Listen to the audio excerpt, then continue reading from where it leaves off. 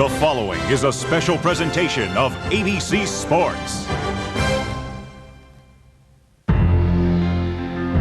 there's a long drive to deep right center. It could be. It is. It's a home run. I broadcast every great athlete since World War II, and he's the most exciting athlete I ever saw. Absolutely. The greatest hitter I've ever seen. The going where I'm swinging, and I'll be swinging, might mean the old ball game. Welcome to this crowd. The crowd yelling, wanting him to come back out. He was the last of the great baseball heroes in terms of a hero for the fans themselves, who off the field was a hero too because of his exploits. Ted had no flaps, he had no wheels, and he's on fire. He comes flying into this airfield. Ted Williams was a man and a hero for the people at the most basic level. He was outspoken, he was blunt and frank.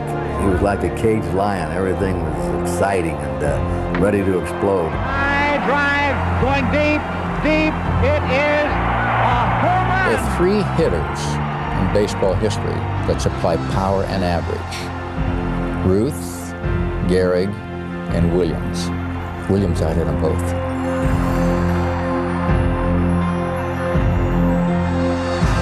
Ted Williams, A Baseball Life, presented by Mobil 1. As a Major League rookie, Ted Williams said, "All I want out of life is that when I walk down the street, folks will say, 'There goes the greatest hitter who ever lived.'" Williams had tremendous physical gifts and was also blessed with the ability to dream big and to pursue those dreams with a singular, unshakable intensity. His dream began on a playground like this, and eventually it would take him to the major leagues, which in 1939, his rookie season, was an intimate alliance of 16 clubs in just 10 metropolitan areas. It was a time when the NFL was still considered an upstart operation, and the NBA didn't even exist. Baseball was truly the national pastime when Williams climbed onto America's stage, where his obsession with hitting became a drama played out before millions of fans for more than 2 decades. Williams grinding that bat at home plate, glaring out of the mound. He always reminded me of a tiger or a hawk ready to strike. Ted, let's start at the start. When you learned to hit in those formative years, did you teach yourself, or was there somebody who influenced the way you hit? Well, it was two things that I wanted more than anything else. Number one, to be effective. Hit the ball hard. Hit the ball hard and solid. And then there was always another thing in the back of my mind. I wanted to look good. So I wanted to get everything in the swing and make it look good. From the beginning, Williams' desire set him apart. He was totally focused on his goals and creative in pursuing them. He even visited the factory where Louisville Slugger bats were made. One day, teammate Bobby Doerr went along. The first thing he did is make a beeline back to the lathes where they're turning these bats out. And Ted says, when you find wood that's got these little pin knots in the wood, he says, get them in my bat. Well, these little pin knots are a little harder part of the wood where these develop, and Ted figured that little hardness in the wood might be a little more percentage in that bat being better. Ted Williams could tell you why a baseball curved. Now, I defy you to ask any baseball player today or yesterday to tell you why a baseball curves. They wouldn't be able to tell you. He can do it and diagram it. He had scales in the clubhouse that he had a little, like at the post office, they had those little scales at the time, and he put every bat on those scales. He could tell you within a half ounce, quarter of an ounce. He said, this bat's 33 ounces, this bat's 34 ounces, by just picking them up and looking. He was so dedicated to batting that he would come into the clubhouse after games and put his toes on a stool and his fingertips on the floor and do push-ups by the dozens to strengthen his arms and fingers so that he could grip the bat and strengthen his arm muscles. Most of us were tired after playing games, single games or double headers, but Ted would do it religiously. I never lost enthusiasm because I didn't want anybody to be a better hitter than me. And I can't always say that I was, but he was my target. If there was somebody doing a better job than me, he was my target. Throughout his career, Williams followed one steadfast rule: get a good ball to hit. Don't swing at pitches out of the strike zone. Ted's theory was always, well, if you hit in the strike zone, you've got a chance to be a 300 hitter. If you hit out of the strike zone, you got a better chance to hit 200. It's that important to stay in that strike zone. Williams probably interrogated more big league greats about hitting than any player, batting coach, or sports writer ever. Babe Ruth, Rogers Hornsby, Ty Cobb, Lefty O'Doul. Williams talked to them all. He was always picking somebody's brains, asking questions, studying. And that was another reason for his secret, I think. He had to learn everything. He had a very curious mind. He would always ask if I were coming into the dugout and he was going out, what was he throwing? Is he fast? Is his screwball working? Is his sinker working? He'd always be kneeling out there staring at the pitcher, studying him, watching him, looking at him.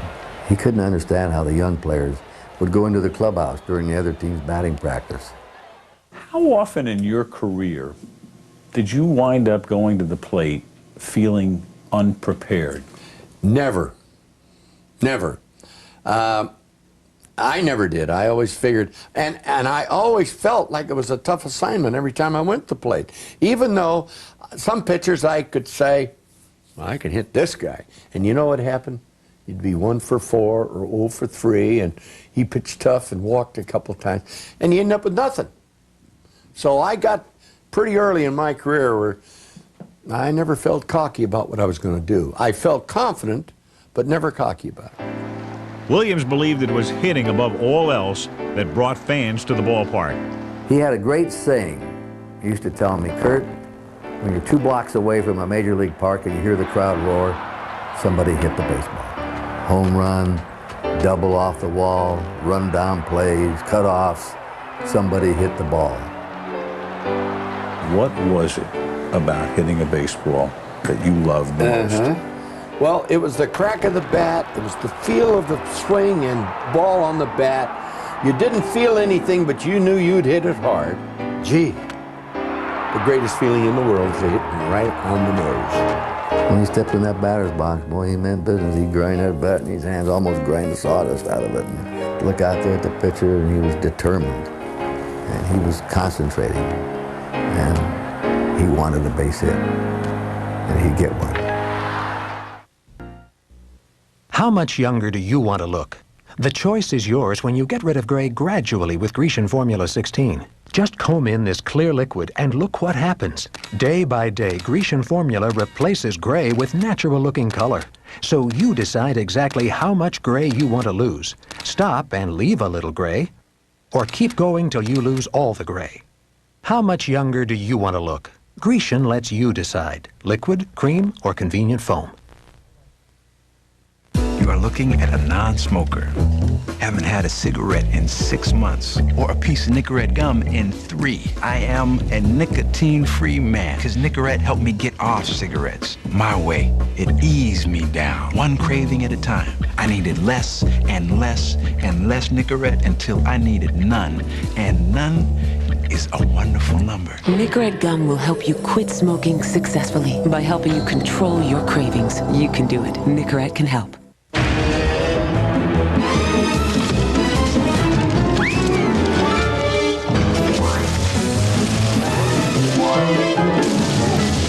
Honey, where are my blue socks? The Monopoly game at McDonald's. You could win $1 million. Just buy large or supersized fries and you could win this prize. It's our best Monopoly game ever. They're in the drawer with the money. Duh. What do you want with your fries? 55 cents will be here in less than 32 days.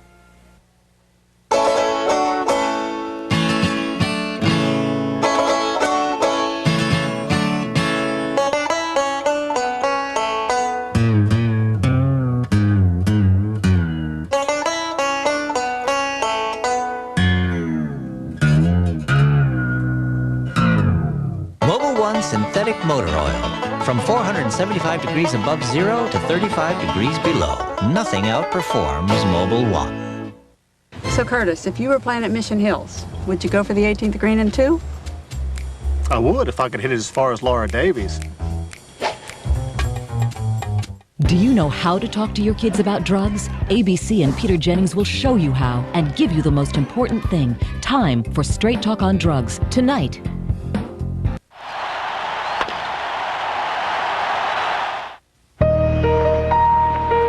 For a century now, Boston has loved baseball. Babe Ruth played for the Red Sox from 1914 through 1919, and the team won 3 World Series during that span. Then the Red Sox sold Ruth to the New York Yankees. 2 decades later, they were still trying to recover and hoping Williams would lead them back to glory. This gangling youngster of the Boston Red Sox, Ted Williams, was the league leader in runs batted in.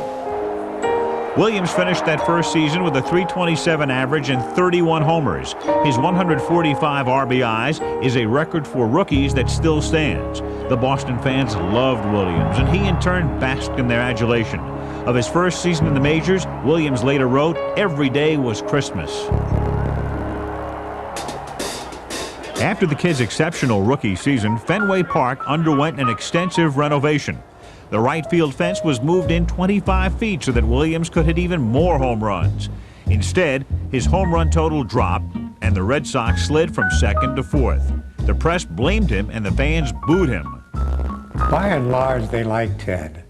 But on occasion, some loud-voiced foghorn guy would be sitting out in the seats and get on Ted something awful. You could hear him all over the ballpark. At some point during that difficult second season, Williams vowed never again to tip his cap to the fans. But Williams saved his real anger for the press. A score of metropolitan and suburban newspapers covered the Red Sox in those days, and Williams was a writer's bread and butter. There's never been anybody in the history of Boston journalism like Ted Williams. Really, everything he did and everything he didn't do, it was covered and magnified. I tell you, if you got a quote from Ted Williams that was printable, you were golden. He started a fight with the media in Boston, and I used to talk to him about it. And I said, Ted, why do you fight with these newspaper men and these writers? And he said, you know, look, if I drop a fly ball with the bases loaded or I strike out with the bases loaded, they can criticize me all they want. But when they get into my personal life, that's out of bounds. Over the years, writers tracked down his mother and criticized him about the way he conducted himself on and off the field. One writer got on him for not visiting his parents in the offseason after his rookie year. It went unreported that he'd stayed away because his parents were getting divorced. But why did you read about yourself? I mean, you knew what they I were wanted to writing. read about myself. I wanted to read what the hell they had to say. But it would get you crazy that day, wouldn't it? Well, not that bad. Not that bad, but it would annoy me a little bit. The thing that has irritated me more over the years than anything else has been the fact that untruth's written about me in the paper. And it just irks me and irritates me so much that I just explode at times and possibly do things that I later wish I hadn't have done. By the end of his second year, Williams was at total war with the press, but he found an escape at season's end. Next to baseball, the thing Williams likes to do best is fish. Each winter, he spends 2 months in Florida waters. There's a practical side to this, too. He satisfies a natural desire for seclusion, and the out of doors helps keep him in good physical condition. For Ted, fishing was a place to go. It was a place away from things, away from the idolatry, away from the milling and gathering and the yelling crowds, but also a place where he could totally enjoy himself. He brought to fishing the same meticulous approach that he did to hitting a baseball, and he practiced casting until it, like his baseball swing, was a thing of beauty. Fishing was so important in my life. I loved the tackle, and I was a good caster. And still, you're not even talking about the scenery. You're not even talking about the quietness. You're not even talking about the beauty of the whole thing, or tying flies, or rigging tackle, or going to different places, catching different fish. There's a whole world of fishing if you just have an opportunity to do. Later, Williams would not only be named to the Baseball Hall of Fame, but to the Fishing Hall of Fame as well. In 1941, rejuvenated by the offseason, the kid returned to Boston for what would become one of the most remarkable seasons in baseball history.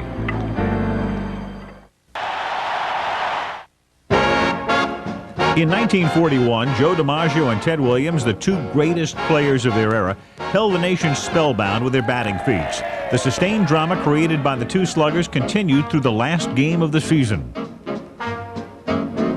On May 15th, Ted Williams had one hit in a game against Cleveland. His single marked the beginning of a 23-game hitting streak, during which he raised his average 95 points and vaulted into the American League batting lead. The day after Williams' streak started, Yankee center fielder Joe DiMaggio began one of his own, and Ted helped Joe's brother Dominic, the center fielder for the Red Sox, keep abreast of Joe's progress.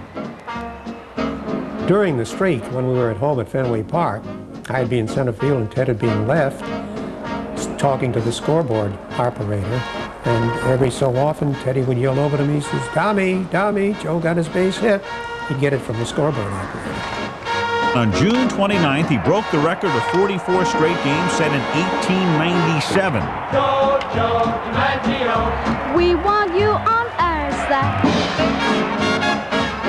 Heading into the All-Star break, DiMaggio had hit safely in 48 straight games, and Williams was batting .405.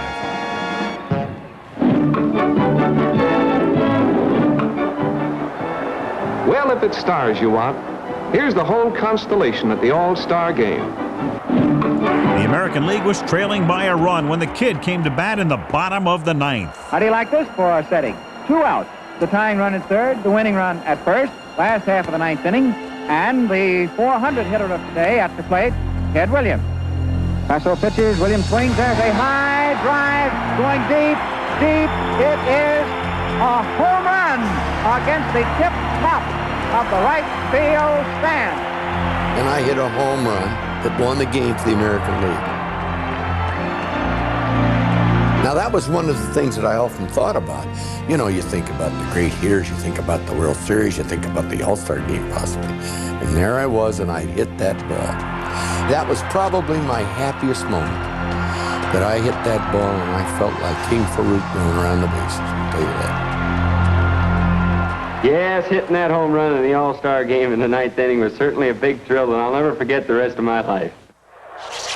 9 days later, Joe DiMaggio's incredible streak finally came to an end after he had hit safely in 56 straight games.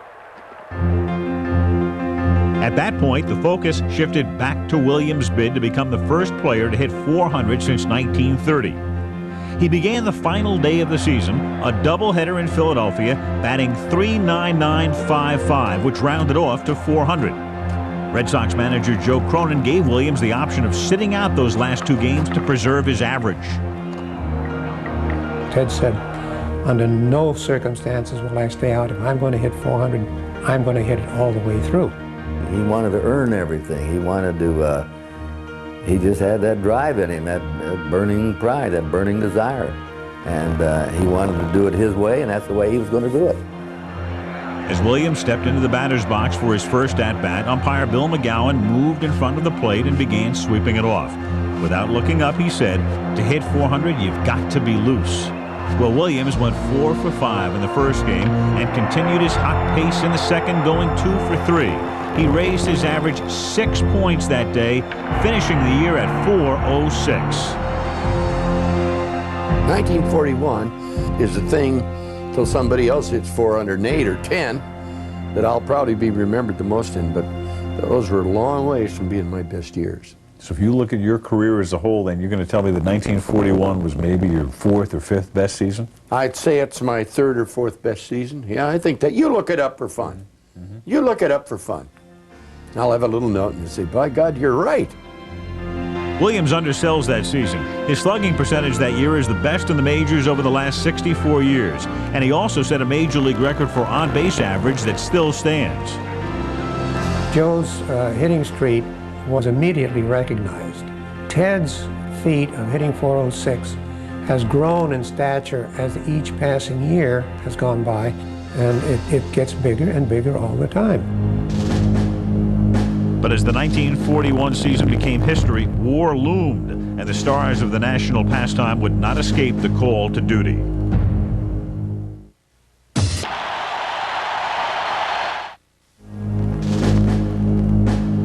(1942) World War II. President Franklin Roosevelt urged baseball to continue to maintain the country's morale. But many of the game's best players were enlisting or being drafted, trading the ball field for the battlefield. I don't think at that time people thought about, hey, is this going to take records away from me, Ted Williams, or Joe DiMaggio, or Bob Feller, or Johnny Mize, or Hank Greenberg, all of whom lost all those years, and maybe records that they'll never come close to matching. It was a war to protect the sovereignty of the United States of America. It was a war we couldn't lose. Well, we could have. But that particular date and time, I don't say there ever was such a thing as a good war. But if there ever was a good war, this was the one, World War II. In May, Williams enlisted in the U.S. Naval Air Corps. But like most big leaguers, he was allowed to finish the season, and he was nothing short of brilliant. He won his first Triple Crown, leading the American League in hitting, home runs, and runs batted in. After only 4 seasons in the majors, he seemed on track for the Hall of Fame when his career was suddenly derailed.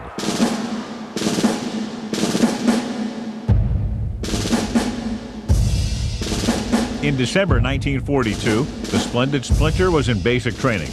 A military physical found him to have 20/10 eyesight, the best of any air cadet tested. Williams and teammate Johnny Pesky went off to ground school together. Williams was very, very sharp. He had a great eye for everything. He broke the gunnery record in Jacksonville, and he had high marks. But Williams was an unusual man. He did everything so quickly, and he grasped things so quickly. In 1944, Williams was made a naval lieutenant, and on that same day, took a bride, Doris Soule, who had dated Ted for 6 years. After 2 years of training, Williams was on his way to combat in the Pacific when the war ended. By then, baseball had sent 428 major leaguers into the service. Indians pitcher Bob Feller served 44 months and won 8 battle stars, and like many players, never regretted his time at war. Do I resent being a free country? We helped win. I'm no hero. I came back, so did Ted. So did most of them. The heroes are over there in Europe or in the Pacific. We'll never see them again. After the war, the fans streamed back to the ballparks in record numbers. Baseball, like the rest of the post-war world, was undergoing explosive growth and tremendous change. The game was being altered by new technologies and old social concerns. Air travel replaced train travel for most road trips.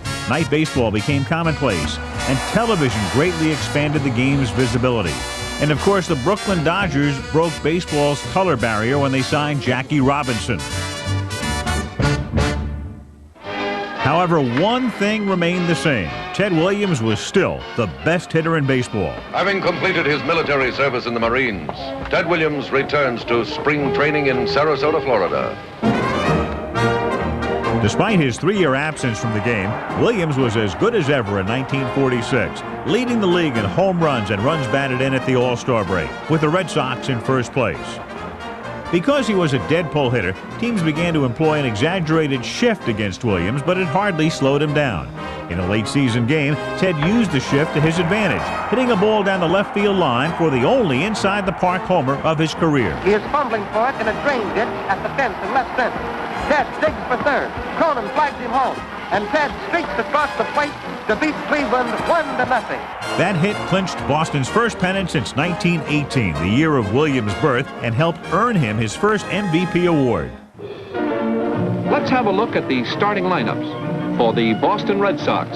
Williams, left field. Pesky. Williams had batted .342 for the season with 38 homers and 123 runs batted in, and the Red Sox were favorites to win the World Series. It had been a great year for the kid, but it ended with a fizzle. We were in St. Louis, real good park to hit in. And the first ball I hit a screaming Mimi to right field. But it was that much foul up against the screen. And you know what? I don't think I ever hit another ball I didn't hit another ball that hard in the whole damn series. Williams went 5 for 25, and the Red Sox lost in 7 games to St. Louis. Despite his sensational season, the press blamed him for the Red Sox series failure. wanted to do it so bad for myself, for the team, for the managers, everybody, Boston. And still we didn't do it. As it turned out, Williams would never play in another World Series. The Red Sox had their pennant hopes dashed in the final games of both the 1948 and 49 seasons. Williams earned his second Triple Crown in 1947, however, and was named the American League Most Valuable Player again in 1949.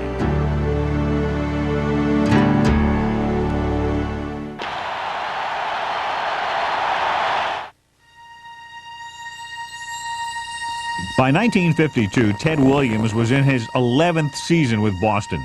It had been 7 years since he'd seen active duty in World War II, but the Marine Corps recalled him from the reserves to fight in Korea. He was 33 years old, he was married, and he had a 4-year-old daughter. The feeling amongst all of the members of the Boston Red Sox at the time was absolute sympathy. We just felt, all of us, felt that it was unfair, and we just didn't think it was right. 2 days before he reported to the Marines, Williams was given a send-off by the Red Sox. No one knew if he would ever play baseball again, and he was presented with a memory book signed by 400,000 fans from across the country. With his uncanny flair for drama, the kid hit a home run in his last at-bat, and he was gone, off to another war. February 1953, Captain Ted Williams arrived in South Korea as a fighter pilot. On his third bombing mission over North Korea, Williams was hit by enemy fire. Larry Hawkins, also in the air at the time, saw an American plane head north. I had just released my bombs and I spotted them, and this aircraft started turning north. And everybody always turns south and get the heck out of there because there's all kinds of anti-aircraft fire. Hawkins led Williams west to the Yellow Sea, then south towards South Korea. He noticed that Williams' wounded jet was leaking fuel. Approaching the airfield, he signaled for Williams to drop his landing gear. As soon as he did, a fire erupted, engulfing the bottom of the plane.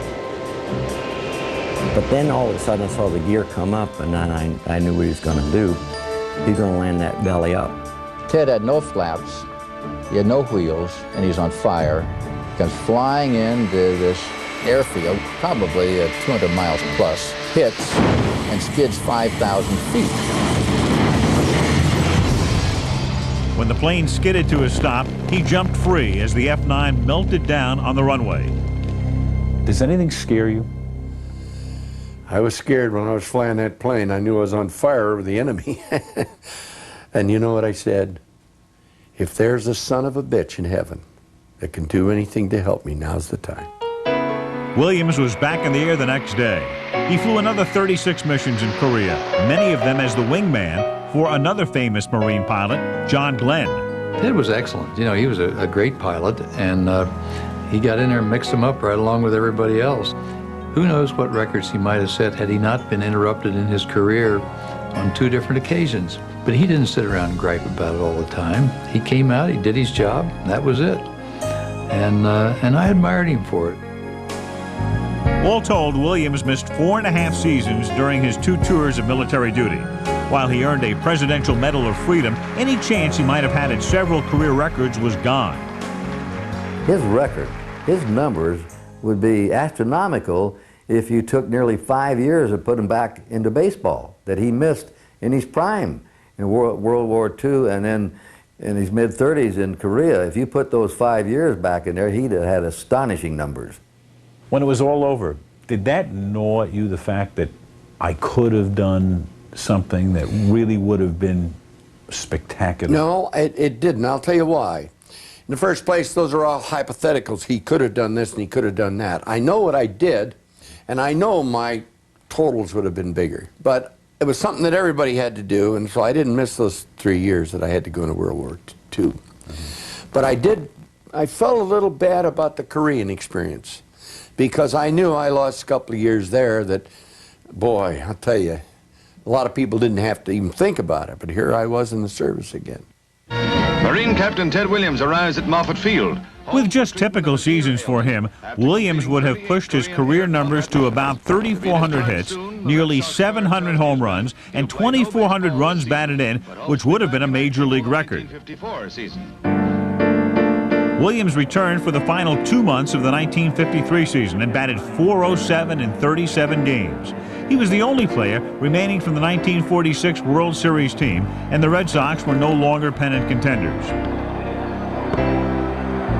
In the spring of 1954, Williams announced that would be his final season.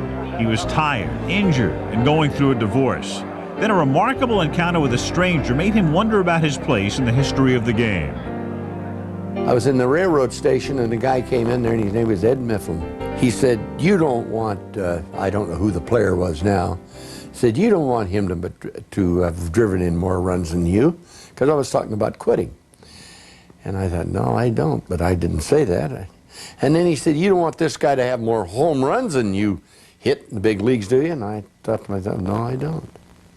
And before I knew it, I was in range of all of these guys he was bringing up. So it got me to thinking a little bit. Now he would prompt me with a little note. 12 more hits and you pass somebody. Or 3 more home runs, you've passed this guy. It was the perfect motivation for the proud Williams. At the plate, Ted continued to work harder than anyone in the game to ensure his place in history. But his behavior created as many headlines as his artistry in the batter's box. In one game in 1956, Williams threw a bat and spit at the fans. Umpire Ed Runge was working the plate that day and remembers vividly the spitting image of Ted Williams. I know he's going to do something, but he's such a nice guy I didn't want to see it. So I'm pretending I'm dusting off home plate, but I'm peeking this way. He stopped in front of the dugout and he spit at the people in right field. He spit at the people in left field. He spit one over the dugout, and then he aimed one at the press box. And I guarantee it went halfway. A year later, in 1957, at the age of 39, Williams hit .388 and became the oldest player ever to lead the league in hitting. He had a fantastic year. At his age, he had to be the greatest hitter for his age that ever lived. No argument about it. He almost hit 400 that year. He was up flirting with 400 most of the year. That was probably the greatest, I would say personally, the greatest season he ever had, really. I wish he had gone out there. I wish he had retired. But he didn't. In 1958, he threw a bat into the stands and hit a woman in the head, sending her to the hospital. Later, he sat in the dugout and cried. But again that year, he led the league in batting, becoming the only 40-year-old ever to do so. His average, .328. In 1959, he hit just .254, his lowest average ever, and Red Sox owner Tom Yawkey urged Williams to retire.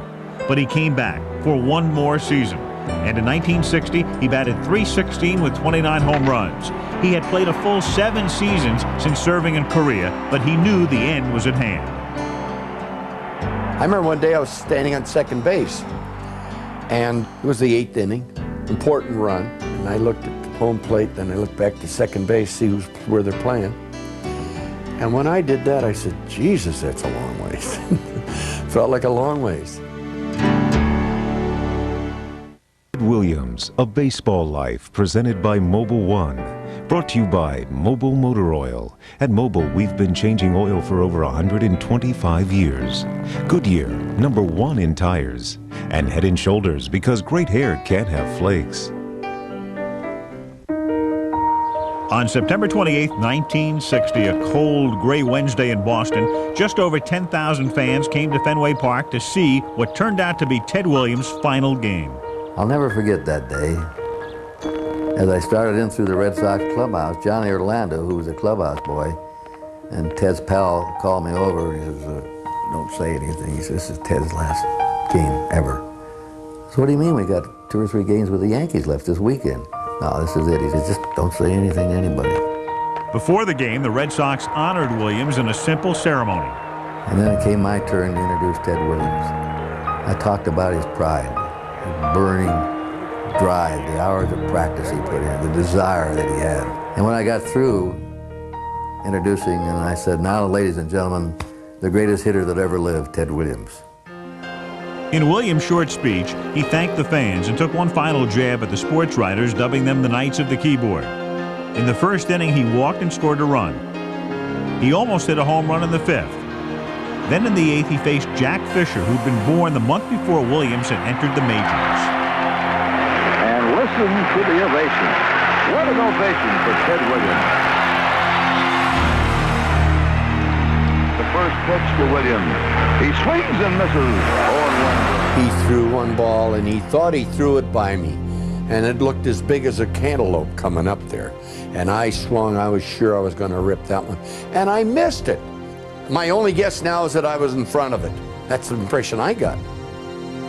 So I was cranked up a little bit more. And bang, I hit it just a little bit better, and boy, there it went. Here's the pitch, and there's a long drive to deep right center. It could be, it could be, it is! It's a home run! Ted Williams has homered in his last time at bat in a Red Sox uniform. Welcome to this crowd. And now, home plate, they're waiting for him. He does not tip his cap. Since his foul of 1940, he has not tipped his cap at Fenway Park after a home run.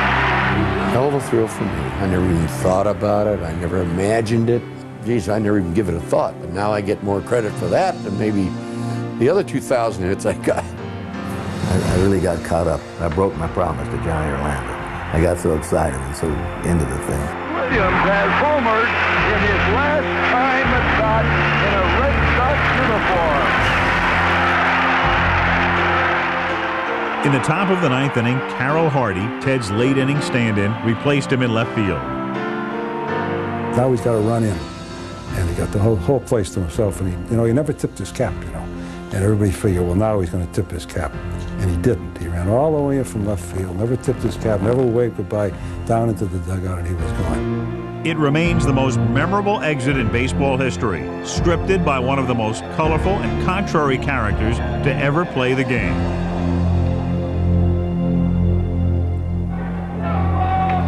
In 1969, Williams became manager of the woeful Washington Senators, turned the team around in his first season, and was named American League Manager of the Year. But after 4 years, he retired from managing and returned to Florida to fish year-round. In recent years, he has been slowed, though certainly not silenced, by a pair of strokes. He now lives in Hernando, Florida, a mile from the Ted Williams Museum and Hitters Hall of Fame. He derives great joy from his 2 younger children, John Henry and Claudia, who live near him. And he has just launched the Ted Williams League, a youth baseball league where the plate is narrower, the bat longer, and the focus is clearly on hitting a baseball.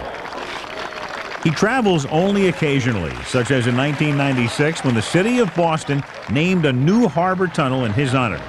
In his retirement, Williams, so long a legend, has become almost mythic. Baseball's Olympus, a place where its gods and heroes are immortalized, is the Hall of Fame in Cooperstown, New York. In 1966, in his first year of eligibility, Williams was elected to the Hall of Fame. His gracious induction speech included a stirring request. Baseball gives every American boy a chance to excel, not just to be as good as someone else, but to be better than someone else. This is the nature of man and the name of the game, and I hope that someday the names of Satchel Paige and Josh Gibson in some way can be added as a symbol for the great Negro players that are not here only because they were not given a chance. His eloquent plea for equality would help open the Hall's doors to the great Negro League players, 13 of whom are now enshrined at Cooperstown. When Williams' own plaque at Cooperstown was unveiled, it read in part, batted .406 in 1941, lifetime batting average .344. Player of the Decade, 1951 through 1960. It's a staggering resume to be sure, but Williams' legacy to baseball can no more be painted by the numbers than the beauty of gold can be depicted by its atomic structure. 50 years from now, when your name comes up and people talk about baseball, what do you want people to think of first? I'd like, above all, for him to say what a hitter he was. Or he was the best I saw, or his record stands up with anybody's. I would like to have him think that I contributed to the game.